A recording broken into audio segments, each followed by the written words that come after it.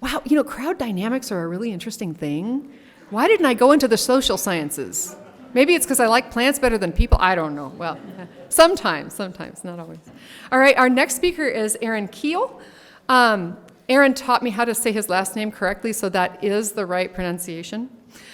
He earned a BS in Wildlife and Fisheries Science from South Dakota State University and an MS from a place not too far from here, Iowa State, under Dr. William Clark. He is a southern Minnesota native currently residing in Illinois who has worked for Pheasants Forever since 2001 as a Minnesota regional wildlife biologist, Illinois state coordinator prior to his current role as the National Director of Habitat Programs, where he leads a team of 5 National Habitat Program managers.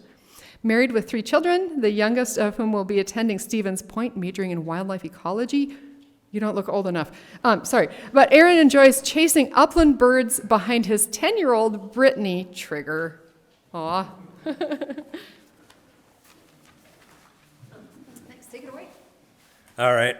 So thank you. Really enjoy being here today. I am hoping my voice is going to make it through this. And here's why. So anyone here at Pheasant Fest? It was just over in Sioux Falls. Anyone go from this room?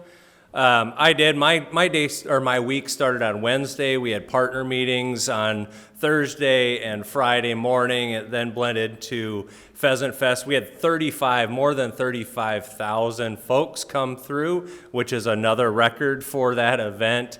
Last year in Minneapolis, we had 28,000 or almost 29,000.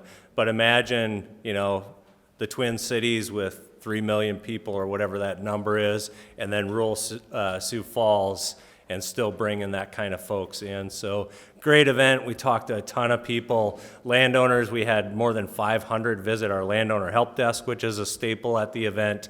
And a couple fairly large announcements happened there. Undersecretary Robert Bonney was there announcing the Bob White Framework pilot that's going to put at least $13 million in EQIP dollars just this fiscal year into it and do a lot of great things for Bob White habitat and early successional habitat. And then, of course, our favorite program, CRP, announcing that sign-up period starting Monday, ending 29th, I believe.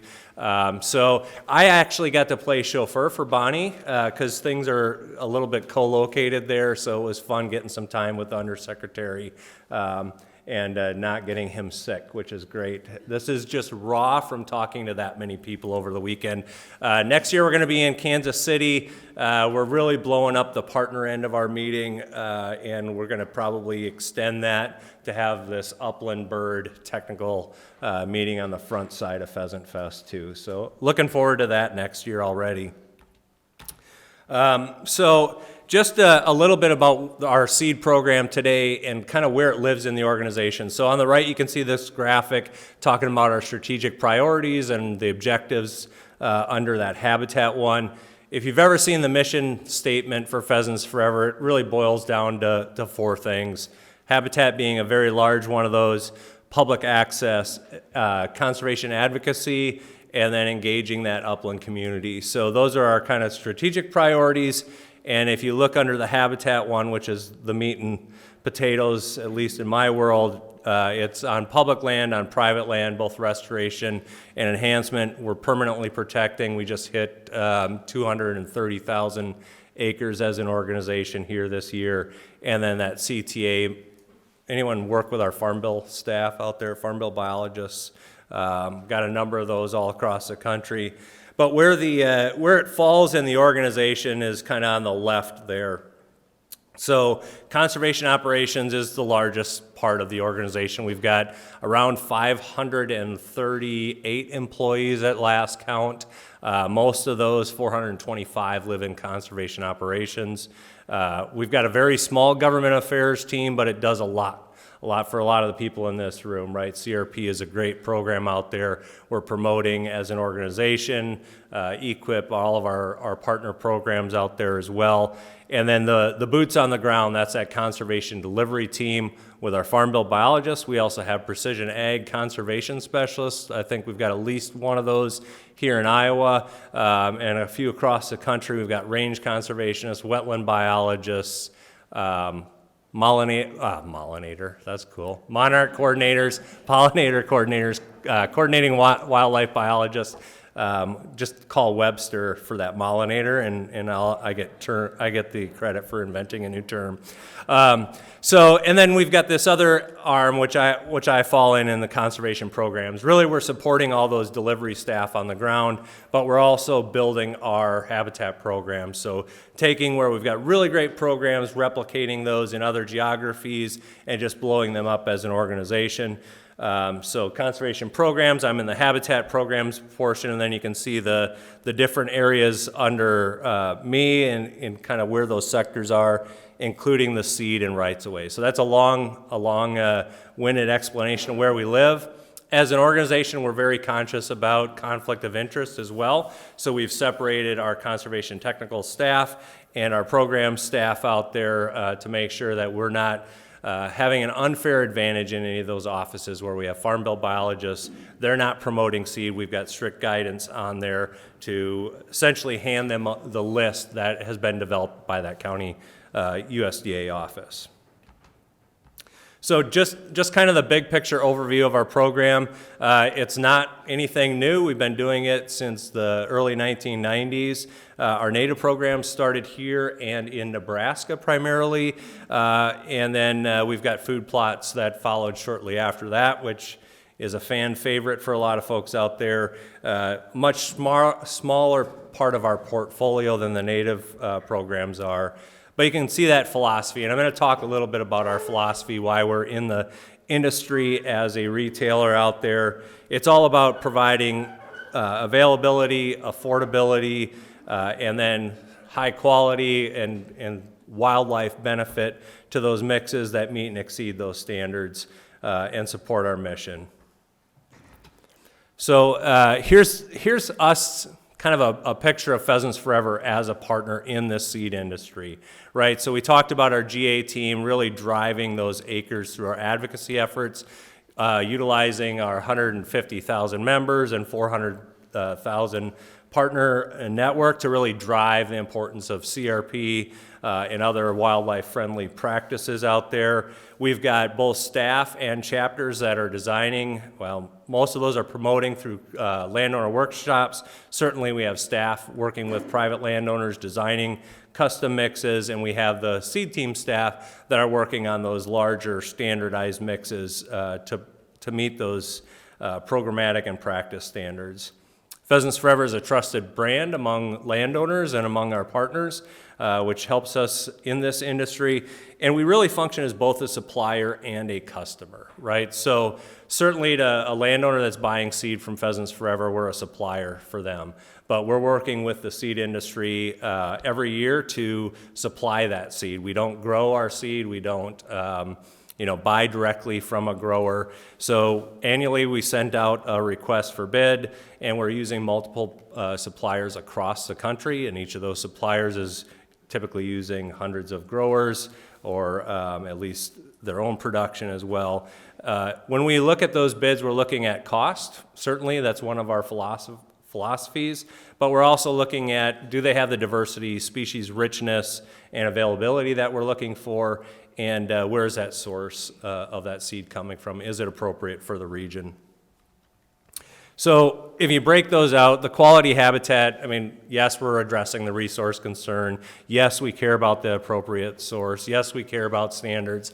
But really what I've seen through my career, the power of the retail industry to really affect those standards, right? To lead by example by promoting diverse mixes out there, putting monarch-friendly species in those mixes, and really showing that that works on the landscape, and then working with our partners to show them, the best case scenario or the best practices out there. When I talk about diversity, I'm thinking richness, which Even our biologists get those two terms confused, but also the functional groups and the structure. For wildlife, pheasants really don't care which species, with some exceptions, are out there. They're looking more at the structure. We want to make sure that there's enough bare ground for those chicks to move around. And yes, we want to see insects because they're individually packaged protein packs for our developing chicks. So multi-benefit there. So we're also thinking about key species, bloom periods, and everything else. And we were putting monarch or milkweed in our mixes since like 2010, long before CP42 was a thing. Personally, I think a lot about infield versus between field variability, which if you're doing it on a scale of a CRP planting, we're not planting each knob in each lower area with those heavier swales of soil differently. We're looking at what can grow across all of them, and to some degree letting Mother Nature sort some of that out, so some of the species are going to do better in each of those micro habitats. Availability, this is a big one for us. We've got the Pheasants Forever Habitat Store, quote unquote Amazon, internally we call it. Really it's just to provide a whole bunch of example standard mixes out there that meet the different standards and practices out there by state.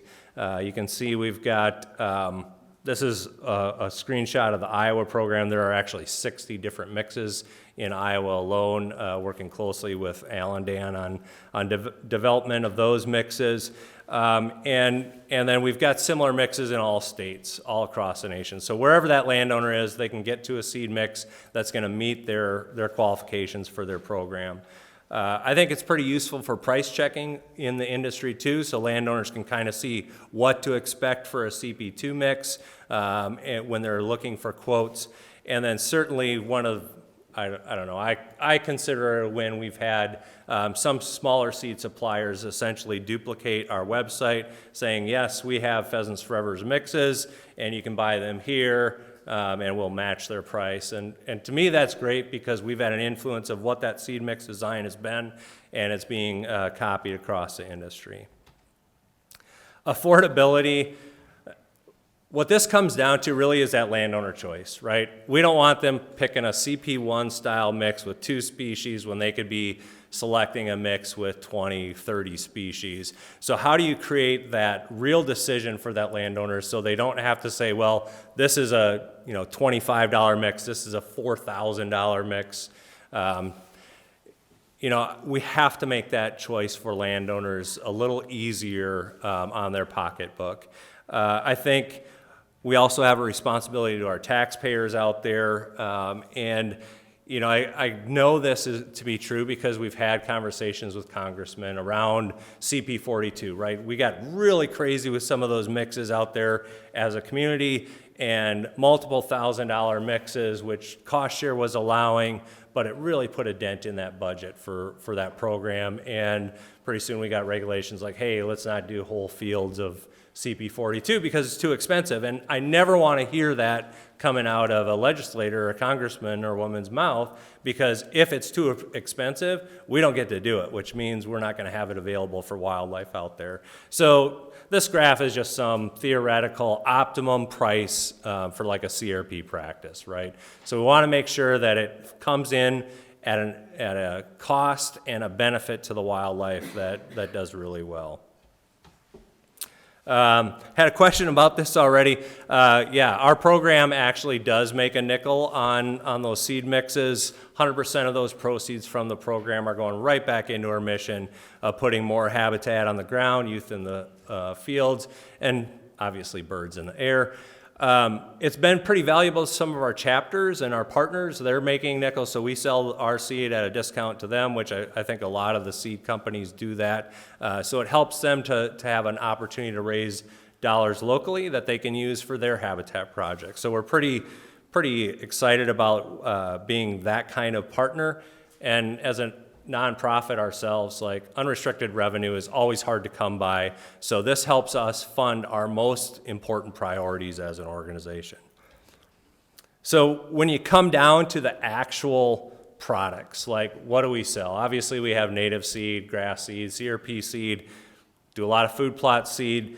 We have some plants as well. We have a plant and plug program, which is all cool stuff, right? But sometimes I start to really get excited about some of the non-traditional products we offer.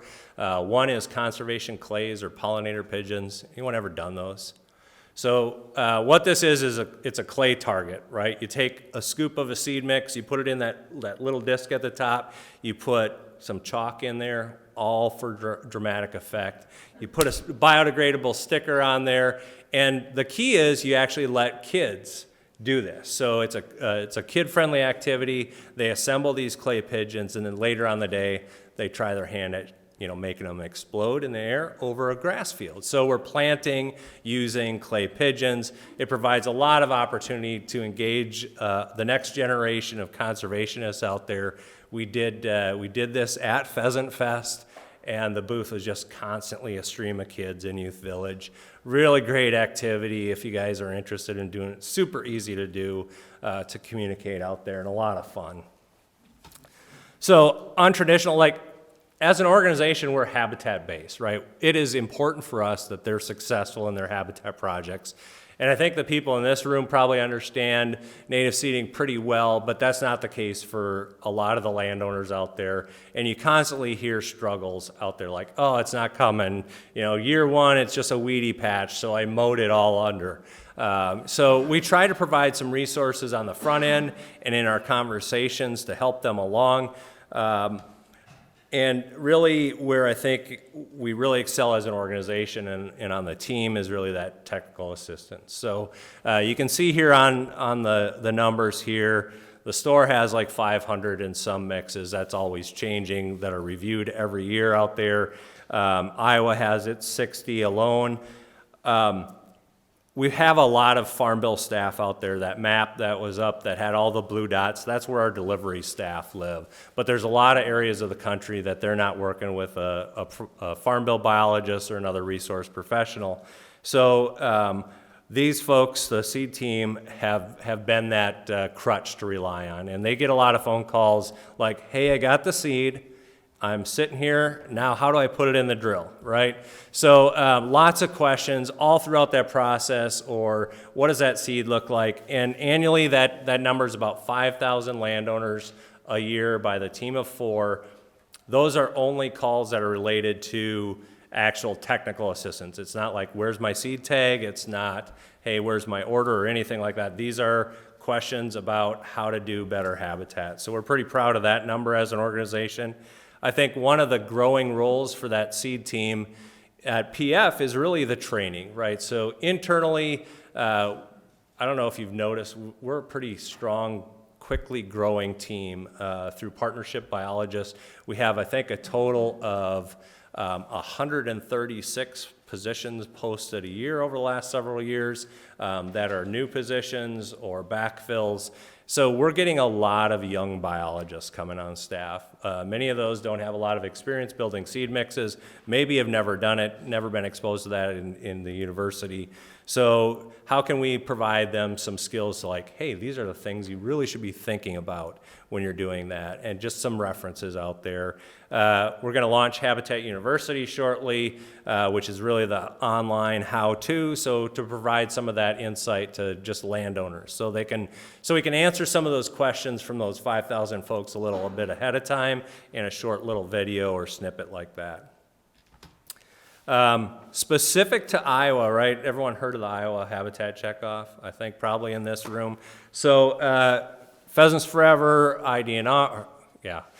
Every time I say IDNR, I live in Illinois, so I think Illinois DNR, and then I think, oh, I just messed up. But it is still IDNR here. So Native Seed Growers Association, it's a long-term partnership, right? Since 2003, it's been kind of an agreement that benefits landowners and really looks to promote prairie habitat in the state here. Just the details there, right? 10% of those eligible costs from Native Seed Growers Association dealers go to the Habitat Checkoff Fund. 2% of that is for admin, and then the balance gets split between DNR and Pheasants Forever. We then use those through our different programs to give to Some cases we're giving it to our chapters, in other cases we're giving it directly to landowners. I think DNR through Prairie Partners is doing a lot of direct to landowners. And I know both groups are really trying to drive those cooperators to do more, right? Let's get beyond the baseline of a simple mix that meets the very bare minimum of a standard. Let's add some cool species in there. So that's how we've used that. And of course, like for our chapter, so whether it's a chapter that's purchasing seed from us or if it's a landowner that's using our Pheasants Forever habitat store, we credit those all to that local chapter, and then those local chapters get to use their vouchers in their community. Kind of getting close to the end here, wrapping up. So by the numbers, right, so Angela shared these numbers with me, so if I've got them wrong, Angela, I'm gonna blame you. But 3.5 million since 2003, that's a considerable impact to Habitat on the Ground, which as an organization who loves pheasants, that's important. And I just looked at the 21 to 23, the last 3 years, it's averaging around $150,000 a year for that program. In that same period, PF here in Iowa, about 1,800 orders a year we're processing, and 8 to 12,000 acres. Most of that's CRP, some of that is food plots in there as well. I didn't take the time to split those out. One of the cool things I think is really this milkweed component, right? So I mentioned we started putting milkweed in our seed mixes long before CP42 or the specific monarch practices, but we saw the need out there. And so we started putting it in.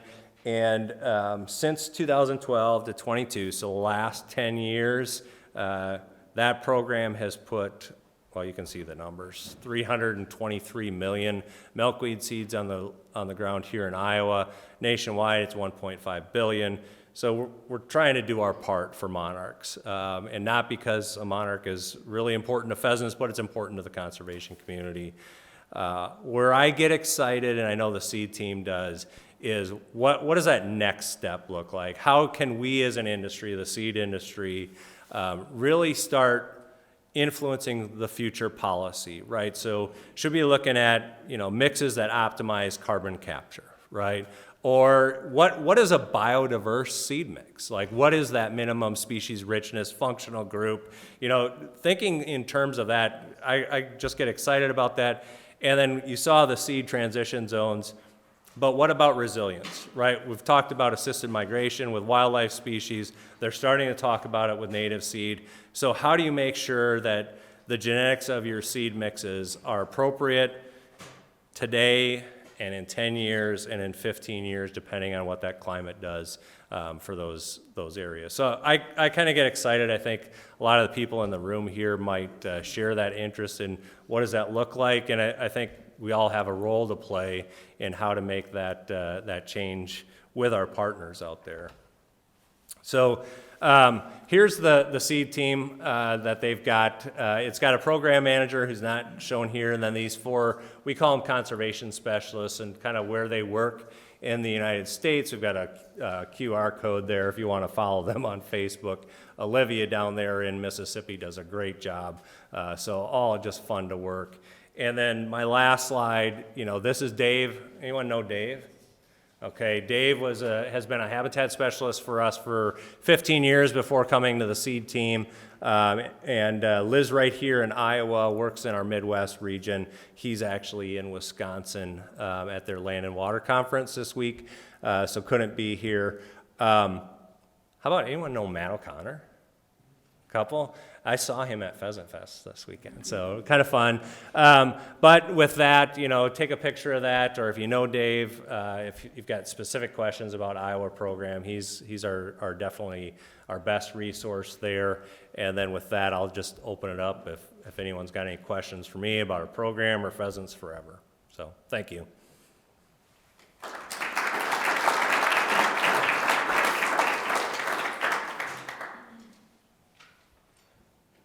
Yes. So I know it, depending on the county, each county's different, but in some cases you guys have drills, in some cases you guys help out with burn learning, how does that go? I mean, is it just variable? It is widely variable what we offer. So part of that team that I'm working with is trying to manage like all of those different programs, whether it's at a county level where we've got a drill that they can rent, or we've got volunteers sitting on that drill to help them with planting. So how do we actually replicate that across our entire footprint is important, but so far it's very individualized. We have programs.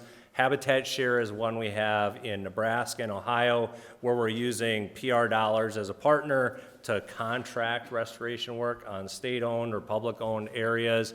It's been a really successful program, so how do we replicate that in other states? Just trying to take the best programs, which largely in our organization have come at that grassroots level, and replicating those to be more effective.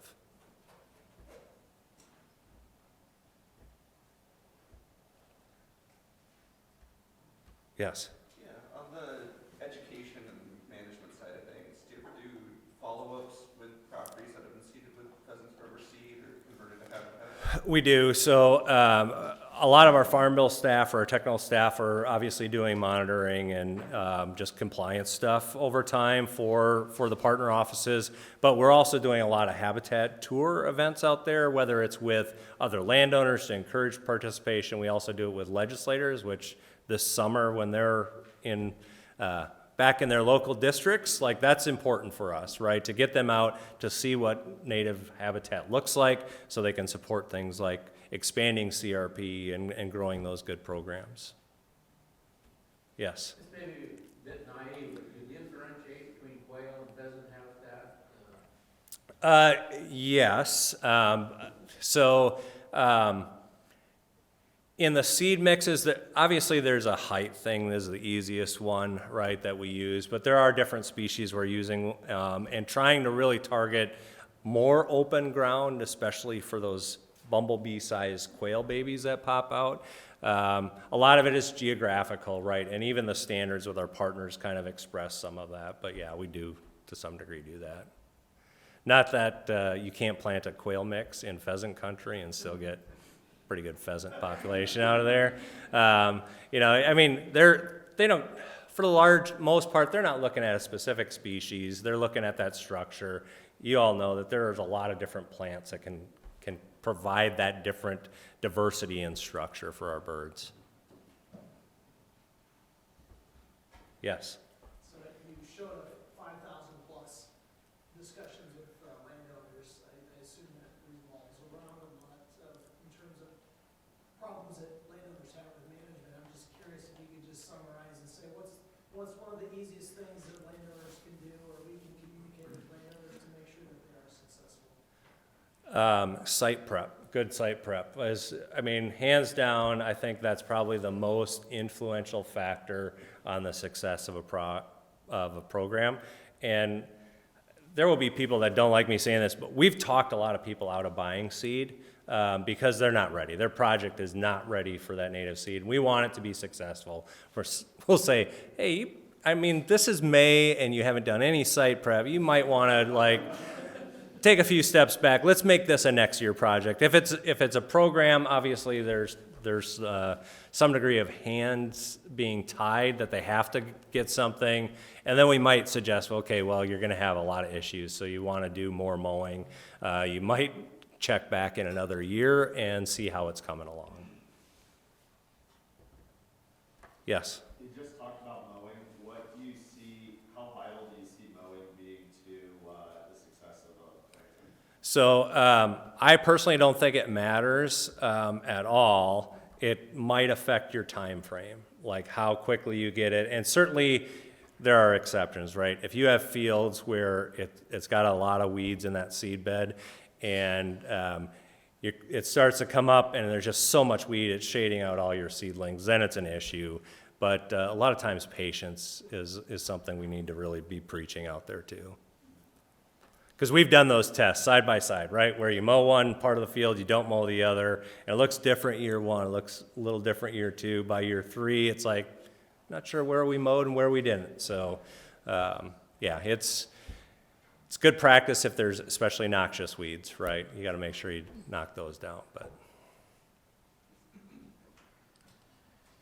All right, thanks a lot.